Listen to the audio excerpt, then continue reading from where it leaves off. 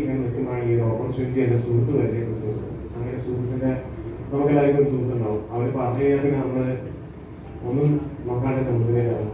അങ്ങനെ ആ സുഹൃത്തിൻ്റെ വാക്കിട്ട് ബിസിനസ്സിലേക്ക് വരുമ്പോൾ പ്രത്യേകിച്ച് ഒരു പരിചയമില്ലാത്ത മേഖലയാണ്. എന്നെ സംബന്ധിച്ചിടത്തോളം ബിസിനസ് ചെയ്ത് വിജയിക്കുമെന്ന് വെച്ച് കഴിഞ്ഞാൽ അതിൻ്റെ ചുറ്റുമുള്ള ആളുകളൊക്കെ പറയും നടക്കുന്നത്. കാരണം ഒരു മാർക്കറ്റിംഗ് ഫേമിലേക്ക് വന്ന് ആളുകളെ കൺവിൻസ് ചെയ്ത് കസ്റ്റമേഴ്സാക്കി മാറ്റാനും ആളുകളെ റിക്രൂട്ട് ചെയ്യാനും ഒക്കെയുള്ള കൺവിൻസ് സ്കില്ലും എനിക്ക് ഉണ്ടായിരുന്നില്ല. പക്ഷെ ഒറ്റ കാര്യവും ജീവിതത്തിൽ എന്തെങ്കിലും മാറ്റം ഉണ്ടാക്കണം എന്നുള്ള തീരുമാനം ഞാൻ പണ്ടേ എടുത്തിട്ടുണ്ട്.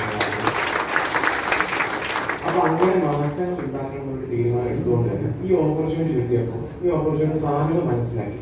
അന്ന് അത്രയധികം കാര്യങ്ങളൊന്നും മനസ്സിലാക്കാനുള്ള കഴിവോ അറിവോ ഒന്നും ഉണ്ടായിരുന്നില്ല. ഒറ്റ കാര്യമോ കുറച്ച് പ്രൊഡക്റ്റ് വാങ്ങി അത് വിറ്റ് കഴിഞ്ഞാൽ ലാഭം കിട്ടും. അത് നമ്മുടെ നാട്ടിൽ ഏത് കച്ചവടം ചെയ്യുന്ന ആളുകൾക്കും കച്ചവടം ചെയ്യാത്ത ആളുകൾക്കും അതിനെപ്പറ്റിയൊക്കെ അറിയാം. ശരിയല്ലേ? നമ്മൾ ഹോൾസെയിൽ പ്രൈസിൽ കുറച്ച് സാധനങ്ങൾ വാങ്ങി അത് MRP കൊടുക്കുമ്പോൾ ഏതൊരു കച്ചവടക്കാരപ്പോൾ നമുക്ക് ലാഭം കിട്ടും. അത് വിശ്വസിച്ചുകൊണ്ടാണ് ലക്ഷങ്ങളും കോടികളും മുടക്കണ്ട എന്നുള്ളത് ഒരു അഡ്വാൻറ്റേജായിട്ട് മനസ്സിലാക്കി. സത്യമല്ലേ? ഇവിടെ നമ്മൾ പരിചയപ്പെടുത്തി ഒരാളെ പരിചയപ്പെടുത്തി നമ്മൾ എങ്ങനെ വന്നതായിക്കോട്ടെ. ആണെങ്കിലും ഒരിക്കൽ വിളിച്ചപ്പോഴും 10 പ്രാവശ്യം വിളിച്ചപ്പോഴും എങ്ങനെ വന്നാലും നമ്മൾ ഇതിന്റെ ID രജിസ്റ്റർ ചെയ്ത് അത്യാവശ്യം വേണ്ട ഉൽപ്പന്നങ്ങൾ നമുക്ക് എല്ലാ ഉൽപ്പന്നങ്ങളും ഇപ്പൊ തന്നെ കമ്പനി കഴിഞ്ഞ മാസം അതിന് മുമ്പത്തെ മാസമൊക്കെ കുറെ ഉൽപ്പന്നങ്ങൾ കമ്പനി ഓൾറെഡി പുറത്തിറക്കി. ഇനിയും പല തരത്തിലുള്ള എന്താ പറയാ ന്യൂ ജനറേഷൻ പ്രോഡക്റ്റുകൾ കമ്പനി പുറത്തേക്ക് ഇറക്കാനിരിക്കുന്നുണ്ട്. അതിൽ നിങ്ങൾ എക്സൈറ്റഡ് ആയിട്ട് ഇരിക്കുമെന്ന് ഞാൻ പ്രതീക്ഷിക്കുന്നു. അപ്പോൾ അങ്ങനെ ഉള്ളൊരു എക്സൈറ്റ്മെന്റ് കൂടിയിട്ടാണ് ഞാൻ ബിസിനസ്സിലേക്ക് വന്നത്. കാരണം നമുക്ക് എന്നെ സംബന്ധിച്ചിടത്തോളം ചെറുപ്പത്തിലെ വലിയ ആഗ്രഹങ്ങളുണ്ടായി. കുറെ ആഗ്രഹങ്ങൾ നമ്മൾ ഏത് കുടുംബത്തിൽ ജനിച്ചു വളർന്നു കഴിഞ്ഞാൽ നമുക്ക് കുറെ ആഗ്രഹങ്ങളുണ്ടായി.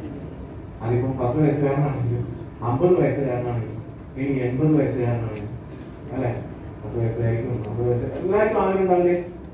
ലൈഫിൽ എന്തെങ്കിലുമൊക്കെ മാറ്റങ്ങൾ ഉണ്ടാവണം.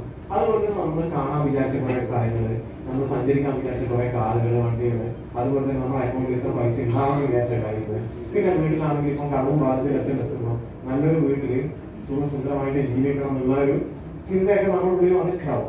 അങ്ങനെ ചെറുപ്പം മുതലേ ഞാൻ ചിന്തിച്ചിരുന്നു 10ാം ക്ലാസ് കഴിഞ്ഞാൽ നമുക്ക് എന്ത് തീരുമാനിക്കാൻ പറ്റും.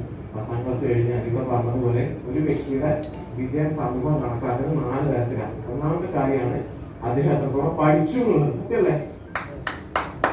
പഠിച്ചു എന്നുള്ളത് സമൂഹം കണക്കാക്കുന്നത്